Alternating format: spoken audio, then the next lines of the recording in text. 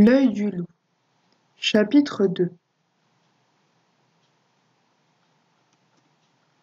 Un œil jaune, tout rond, avec, bien au centre, une pupille noire. Un œil qui ne cligne jamais.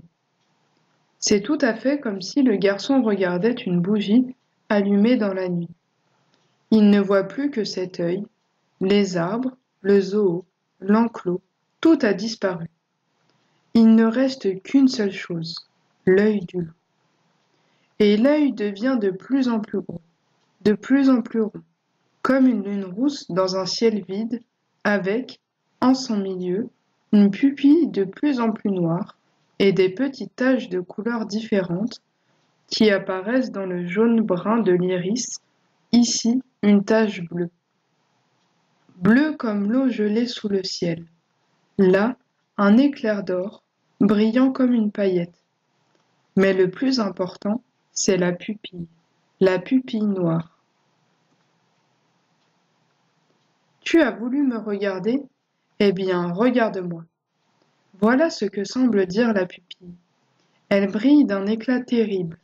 On dirait une flamme. C'est ça, pense le garçon, une flamme noire. Et le voilà qui répond. D'accord, flamme noire, je te regarde. Je n'ai pas peur.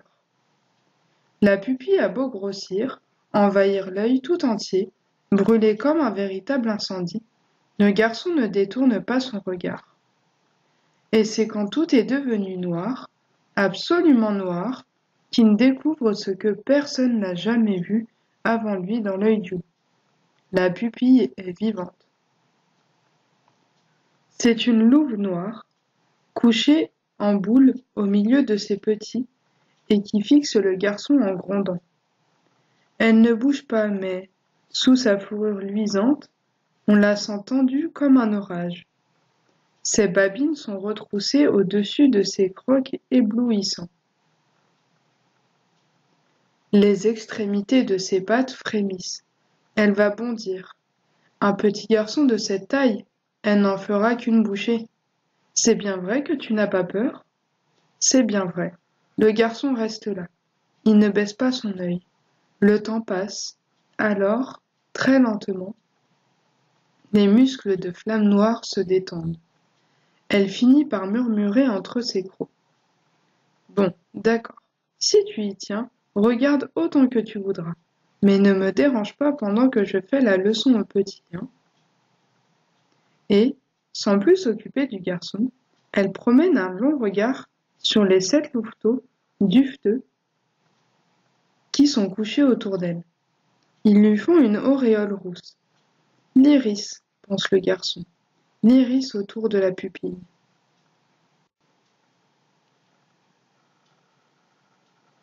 Oui, 5 louveteaux sont exactement du même roux que l'iris.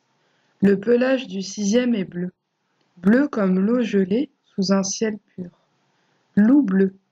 Et la 7e, c'est une petite louve jaune, est comme un éclair d'or. Les yeux se plissent quand on la regarde. Ses frères l'appellent Paillette. Tout autour, c'est la neige, jusqu'à l'horizon que ferment les collines, la neige silencieuse de l'Alaska, là-bas, dans le grand nord canadien. La voix de Flamme Noire s'élève à nouveau, un peu solennelle dans ce silence tout blanc. Les enfants, aujourd'hui, je vais vous parler de l'homme.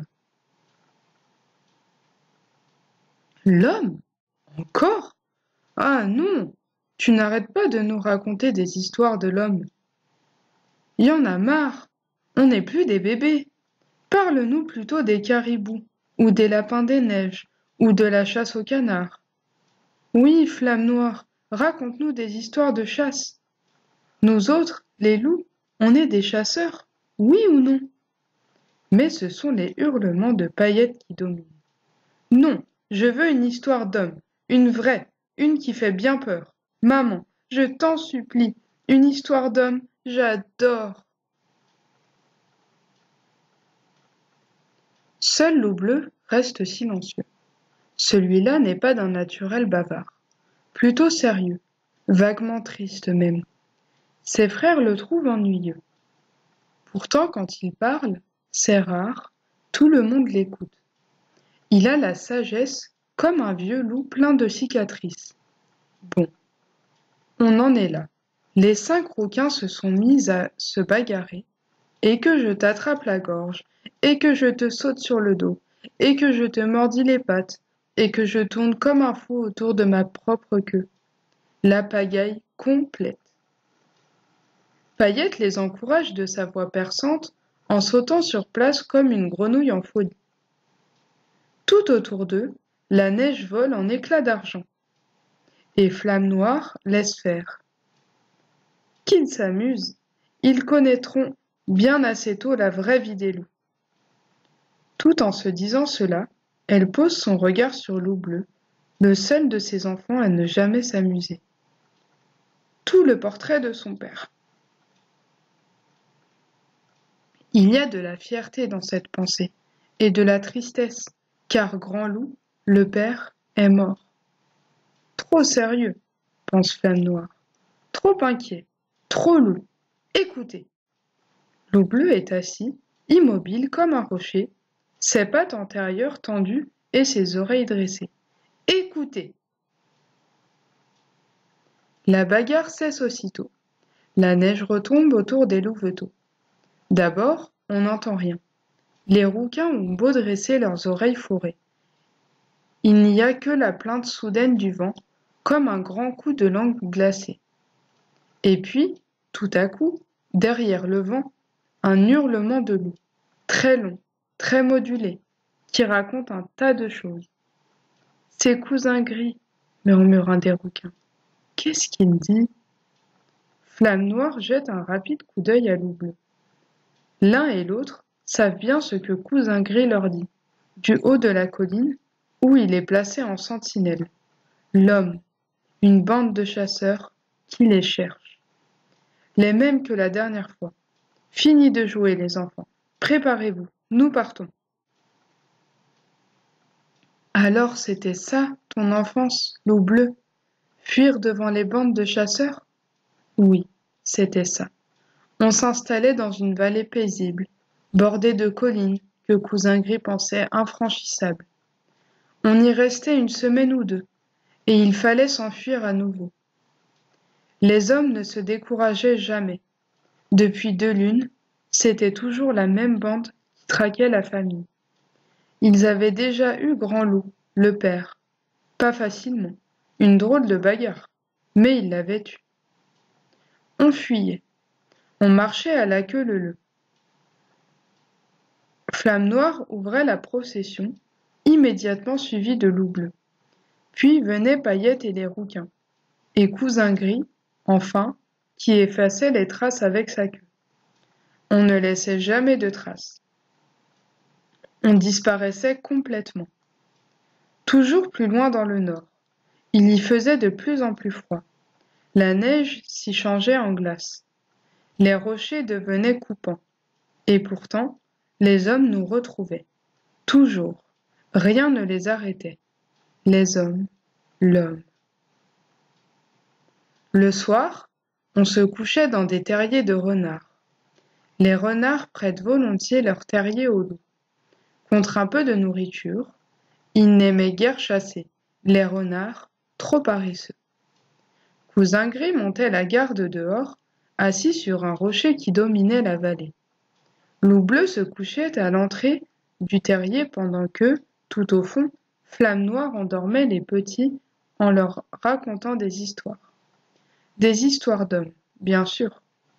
Et parce qu'il faisait nuit, parce qu'ils étaient trop fatigués pour jouer, parce qu'ils adoraient avoir peur, et parce que Flamme Noire était là pour les protéger, Paillette et les rouquins écoutaient. Il était une fois... Toujours la même histoire, celle du louveteau trop maladroit et de sa grand-mère trop vieille. Il était une fois un louveteau si maladroit qu'il n'avait jamais rien attrapé de sa vie. Les plus vieux caribous couraient trop vite pour lui. Les milots lui filaient sous le nez. Les canards s'envolaient à sa barbe. Jamais rien attrapé. Même pas sa propre queue. Beaucoup trop maladroit. Bon, il fallait bien qu'il serve à quelque chose, non? Heureusement, il avait une grand-mère, très vieille, si vieille qu'elle n'attrapait plus rien non plus. Ses grands yeux tristes regardaient courir les jeunes. Sa peau ne frémissait plus à l'approche du gibier. Tout le monde était désolé pour elle. On la laissait à la tanière quand on partait à la chasse. Elle mettait un peu d'ordre, lentement, puis faisait sa toilette avec soin.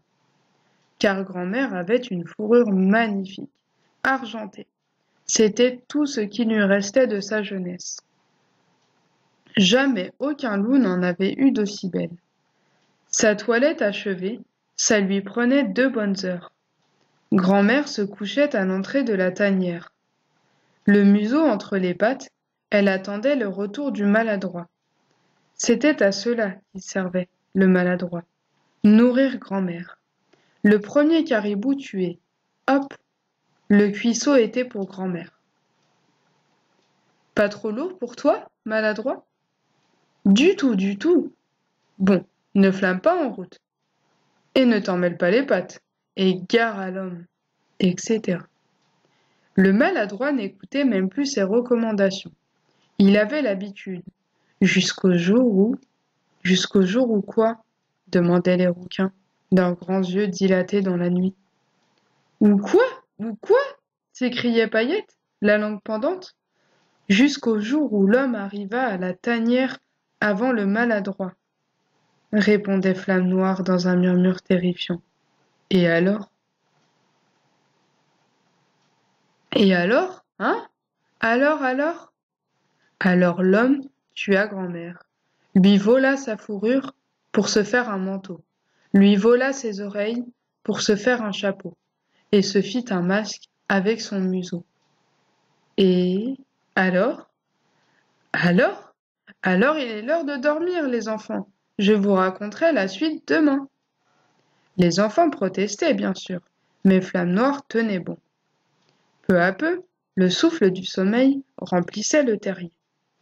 C'est le moment que Loup Bleu attendait pour poser sa question. Toujours la même. Flamme Noire, ton histoire, elle est vraie? Flamme Noire réfléchissait un moment, puis faisait toujours la même réponse bizarre. Plus vraie que le contraire, en tout cas.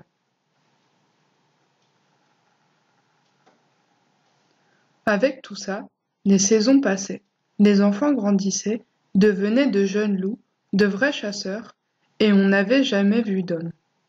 Enfin, jamais de près. On les avait entendus. Le jour où Grand Loup s'était battu avec eux, par exemple. On avait entendu les rugissements de Grand Loup, puis le hurlement d'un homme. Un croc planté dans chaque fesse, des cris de panique, des ordres, puis un bruit de tonnerre, puis plus rien. Grand Loup n'était pas revenu, et on avait recommencé à fuir. On en avait vu de loin aussi. À peine quittait-on une vallée qui s'y installait. Et la vallée se mettait à fumer. Un vrai chaudron. Ils salissent la neige, grognait Flamme Noire. On les observait du haut de la plus haute colline. Ils marchaient sur 2 pattes au fond du chaudron. Mais de près, à quoi pouvaient-ils bien ressembler? Cousin Gris, tu les as déjà vus de près, toi? J'en ai vu, oui. Pas bavard, cousin Gris. À quoi ils ressemblent? Les hommes? 2 pattes et un fusil. À part ça, on ne pouvait rien tirer de lui. Quant à Flamme Noire, elle racontait des histoires qu'on ne pouvait plus croire, maintenant qu'on était devenus grands. Les hommes mangent tout. L'herbe des caribous, les caribous eux-mêmes, et, s'ils n'ont rien à se mettre sous la dent, ils peuvent aussi manger du loup. Ou bien, les hommes ont 2 peaux. La première est toute nue, sans un poil, la seconde, c'est la nôtre. Ou bien encore, l'homme? L'homme est un collectionneur. Cette phrase-là, personne ne la comprenait. Et puis, un jour, au moment de la pause, tout le monde était essoufflé. Quelqu'un demanda: Mais pourquoi est-ce toujours la même bande qui nous poursuit? Cousin Gris léchait ses pattes meurtries. Ils ont entendu parler d'une petite louve à la fourrure d'or. Il n'acheva pas sa phrase. Flamme Noire le foudroyait du regard. Trop tard. Tous les rouquins regardaient Paillette. Et Paillette regardait tout le monde, les oreilles dressées. Comment? C'est moi qu'on cherche? Le soleil choisit juste ce moment pour percer les nuages. Un rayon tomba sur Paillette et tout le monde détourna les yeux. Elle était réellement éblouissante. Une louve d'or, vraiment, avec une truffe noire au bout du museau. Si noire, la truffe, dans tout cet or, que ça la faisait un peu loucher. Adorable, pensa Flamme Noire. Ma fille est adorable. Elle ajouta aussitôt, mais complètement tête en l'air. Puis elle poussa un soupir et murmura au plus profond d'elle-même. Franchement, grand loup, pourquoi tu m'as donné la plus belle louve qui ait jamais existé? Tu trouves qu'on n'avait pas assez d'ennuis comme ça?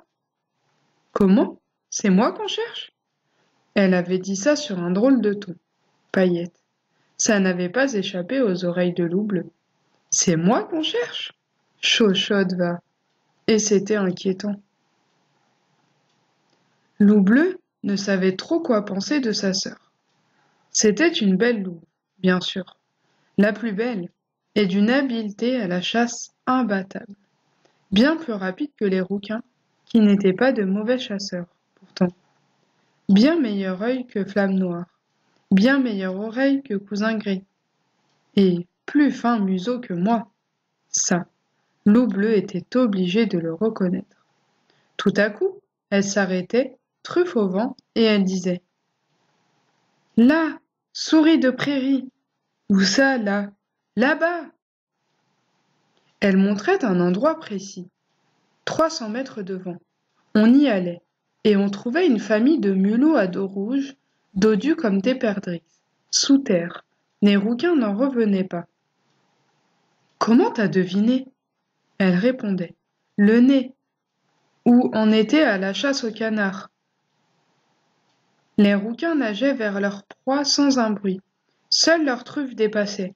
Pas un remous. Pourtant, 9 fois sur 10, les canards s'envolaient sous leur nez. Paillette restait sur la berge, aplatie comme un chat, dans l'herbe jaune. Elle attendait. Les canards s'envolaient lourdement au ras de l'eau. Quand l'un d'eux, toujours le plus gros, passait au-dessus d'elle. Hop, un bond, et clac. Comment tu réussis ça? L'œil. Et à la migration des caribous, quand leur harde s'étire sur toute la largeur de la plaine, on grimpait sur la plus haute colline. Et Paillette disait « Le 6e à droite, à partir du gros rocher. Malade. Les loups ne mangent que les caribous malades. C'est un principe. » Malade? Comment peux-tu en être sûr? L'oreille, elle ajoutait. Écoute, il respire mal. Elle attrapait même les lièvres polaires. Et ça, aucun loup n'avait jamais réussi un coup pareil. Les pattes. Mais, à côté de ses exploits, elle ratait des choses incroyablement faciles. Exemple, elle coursait un vieux caribou, 25 tout essoufflé, et tout à coup, son attention était attirée par un vol de perdrix des neiges. Elle levait les yeux, s'en mêlait les pattes, se cassait la figure, et on la retrouvait qui se roulait par terre en hurlant de rire, comme un louveteau du premier âge. « Tu ris trop, grondait Loup Bleu, ce n'est pas sérieux. »« Et toi, tu es trop sérieux, ce n'est pas drôle. » Ce genre de réponse n'amusait pas Loup Bleu. « Pourquoi est-ce que tu ris tant, Paillette ?» Elle cessait de rire, regardait Loup Bleu droit dans les yeux, et répondait. « Parce que je m'ennuie. » Elle expliquait. « Il ne se passe jamais rien dans ce fichu pays. Rien ne change jamais. » Et elle répétait. « Je m'ennuie. » Et, bien sûr, à force de s'ennuyer, Paillette voulut voir du nouveau. Elle voulut voir les hommes, de près. Cela se passa une nuit. Ils poursuivaient toujours la famille, la même bande de chasseurs. Ils campaient dans une cuvette herbeuse à 3 heures de la tanière. Paillette sentait l'odeur de leur feu. Elle entendait même le bois sec pétarader. J'y vais, se dit-elle. Je serai de retour avant l'aube. Je verrai bien à quoi il ressemble, finalement. J'aurai quelque chose à raconter. On s'ennuiera moins. Et, après tout, puisque c'est moi qu'on cherche. Elle pensait que c'était de bonnes raisons. Elle y alla. Quand Loup-Bleu se réveilla, cette nuit-là, un pressentiment. Elle était déjà partie depuis 1 heure. Il devina tout de suite. Elle avait trompé la vigilance de Cousin Gris. Cela aussi, elle savait le faire. Et elle était allée chez les hommes. Il faut que je la rattrape. Il ne réussit pas à la rattraper. Quand il arriva au campement des chasseurs, il vit les hommes debout, danser dans la lumière des feux, autour d'un filet accroché à une potence par une grosse corde qui le maintenait fermé. Prise dans le filet, Paillette donnait des coups de croc dans le vide. Sa fourrure lançait de brefs éclairs d'or dans la nuit. Les chiens en folie sautaient sous le filet. Leurs mâchoires claquaient. Les hommes hurlaient en dansant. Ils étaient vêtus de peau de loup. Flamme Noire avait raison, pensa Loup-Bleu. Et aussitôt, si je coupe la corde, le filet tombera au milieu des chiens et s'ouvrira. Elle est trop rapide pour eux. On s'en tirera. Il fallait sauter par-dessus les feux. Pas drôle pour un loup, mais il fallait le faire. Et vite. Pas le temps d'avoir peur. La surprise, c'est ma seule chance. Il était déjà dans l'air brûlant, au-dessus des flammes, au-dessus des hommes. Le feu leur faisait des visages très rouges, au-dessus du filet. Il trancha la corde d'un coup de dent et hurla. « File, Paillette !» Homme et chien regardaient encore en l'air. Paillette hésita. « Excuse-moi, Loup-Bleu. » Et ce fut la bagarre générale. Loup-Bleu envoya 2 chiens dans les flammes. « Va-t'en, Paillette, va-t'en !»« Non, je ne veux pas t'abandonner. » Mais les chiens étaient nombreux. « Va-t'en, je te confie la famille !» Alors, Loup-Bleu vit Paillette faire un bond formidable. Puis il entendit des coups de tonnerre. La neige jaillit en petits guécers autour d'elle. Ratée. Elle disparut dans la nuit. Loup-Bleu eut à peine le temps de s'en réjouir. Un des hommes, grand comme un ours, dressé devant lui, brandissait à 2 mains une bûche enflammée. Et ce fut le choc. Comme si la tête de Loup-Bleu explosait. Et la nuit, une nuit pleine d'étincelles où il tombait, n'en finissait plus de tomber en tournoyant. Voilà. Quand il se réveilla, il n'ouvrit qu'un œil. On ne l'avait pas tué. Sa fourrure avait été trop abîmée dans la bataille pour être vendue. Alors, ce fut le zoo. Enfin, les zoos. Il en fit 5 ou 6 dans les 10 années qui suivirent. Sol de ciment et toit de tôle. Sol de terre battue et ciel ouvert. Petite cage et gros barreaux. Enclos et grillage. La viande qu'on vous lance de loin. Les peintres du dimanche. Les enfants des hommes qui ont peur de vous. Les saisons qui passent. Tout seul, parmi des animaux inconnus, eux aussi dans des cages. L'homme est un collectionneur. Il comprenait maintenant la phrase de Flamme Noire. Tout seul, jusqu'au jour où on introduisit une louve dans sa cage. D'abord, Loup-Bleu n'en fut pas trop content. Il avait pris l'habitude de la solitude. Il préférait ses souvenirs à une compagnie. La louve posait un tas de questions. « Comment t'appelles-tu » Elle avait un pelage gris et un museau presque blanc. « D'où viens-tu » Le bout de ses pattes aussi était blanc. « Il y a longtemps qu'ils t'ont pris » On dirait une perdrix des neiges. « D'accord, » dit la louve. « Tais-toi si tu veux, mais je te préviens, dès que toi, tu me poseras une question, moi, j'y répondrai. » Le genre de truc qu'aurait pu me dire Paillette, pensa Loup-Bleu. Alors il demanda. « Et toi, d'où viens-tu » ? « Du Grand Nord. »« C'est grand, le Grand Nord ?» « Je viens des Barrenlands. dans l'Arctique. Loup bleu cessa de respirer. Les Barrenlands, c'est ainsi que les hommes appelaient la terre où ils l'avaient capturée. Il entendit nettement son cœur battre dans sa poitrine. Les Barrenlands, dis-moi, est-ce que tu connais? Je connais tout le monde là-bas. Une petite louve à la fourrure d'or, tu connais? Paillette, la fille de Flamme Noire et de Grand Loup? Bien sûr que je la connais. Mais d'abord, ce n'est pas une petite louve. Elle est immense, plus grande que les plus grands loups. Et ensuite, elle n'a pas de fourrure d'or. Pas de fourrure d'or. Qu'est-ce que c'est que cette histoire? Ce n'est pas une histoire. Je ne mens jamais. Elle avait une fourrure d'or. C'est vrai. Elle ne l'a plus. Elle s'est éteinte. Éteinte? Parfaitement. Une nuit, elle est partie avec un de ses frères. Personne n'a jamais su pour où, et, le matin, elle est revenue seule. Sa fourrure s'était éteinte. Elle ne brillait plus au soleil. Jaune paille. On dirait qu'elle porte le deuil de son frère. On dit ça? On dit des tas de choses sur elle. Et tout ce qu'on dit est vrai. Je la connais bien. On dit que les loups n'ont jamais eu de meilleurs chasseurs. C'est vrai. On dit que ni elle ni les siens ne se feront jamais attraper par les hommes. C'est vrai. Qu'est-ce que tu en sais? Demanda Loup bleu qui sentait une grosse boule de fierté gonfler dans sa poitrine. Alors, Perdrix raconta. C'était en été. 3 familles de loups s'étaient rassemblées autour d'un étang où les canards pullulaient. Parmi elles, la famille de Paillette et celle de Perdrix. Tous à l'affût, silencieux. Quand tout à coup, flop, flop, flop, un battement de l'air au-dessus d'eux, qu'ils reconnaissent tous. L'hélicoptère. Oui, ils se sont mis à nous chasser avec des hélicoptères maintenant. Et, bang, bang, les premiers coups de feu. Panique générale.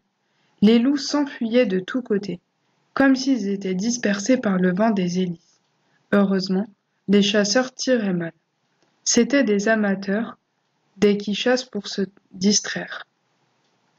Du coup, voilà l'hélicoptère qui descend, de plus en plus près.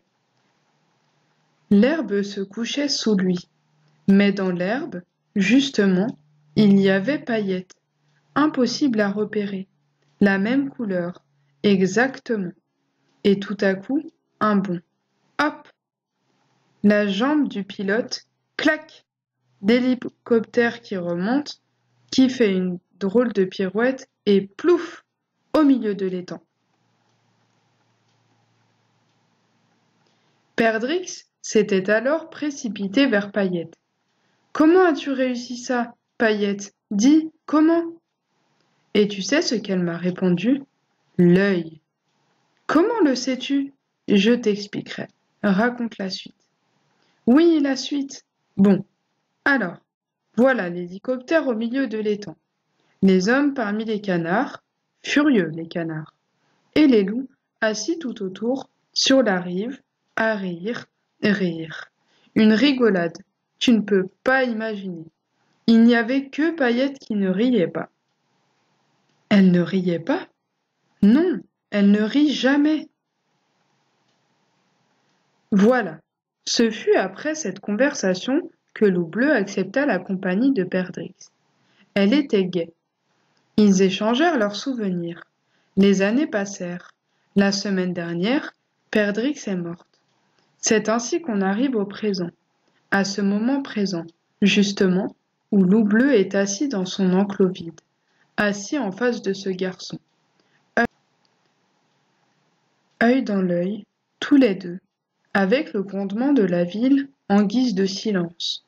Depuis combien de temps se regardent-ils ainsi, ce garçon et ce loup? Le garçon a vu le soleil se coucher bien des fois dans l'œil du loup. Non pas le froid soleil de l'Alaska. Celui-là, avec sa lumière si pâle, on ne sait jamais s'il se couche ou s'il se lève. Non, le soleil d'ici, le soleil du zoo qui disparaît chaque soir quand les visiteurs s'en vont. La nuit tombe alors dans l'œil du loup. Elle brouille d'abord les couleurs, puis elle efface les images. Et la paupière du loup glisse enfin sur cet œil, qui s'éteint.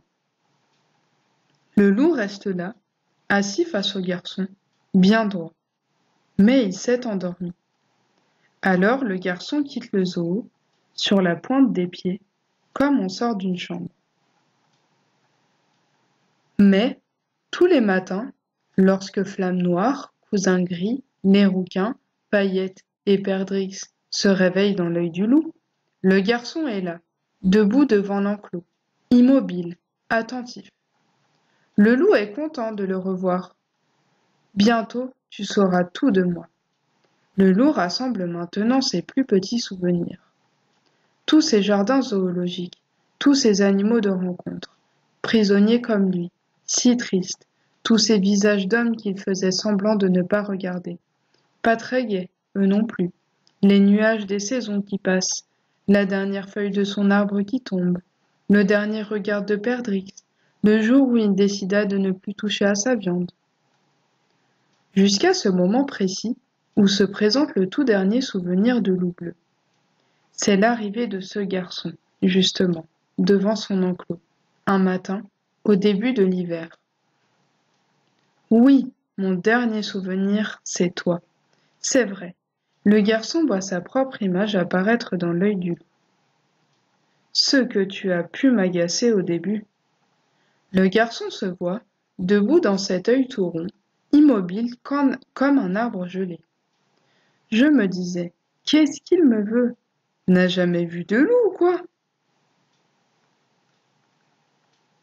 La respiration du garçon fait de la buée blanche dans l'œil du loup. Je me disais, il se lassera avant moi. Je suis plus patient que lui.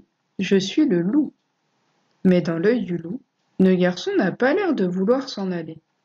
J'étais furieux, tu sais. En effet, la pupille du loup se rétrécit et s'élance comme une flamme autour de l'image du garçon. Et puis, tu as fermé ton œil. Vraiment gentil, ça. Tout est calme maintenant. Il se met à neiger doucement sur ce loup et sur ce garçon. Les derniers flocons de l'hiver. Mais toi, qui tu es, toi? Hein?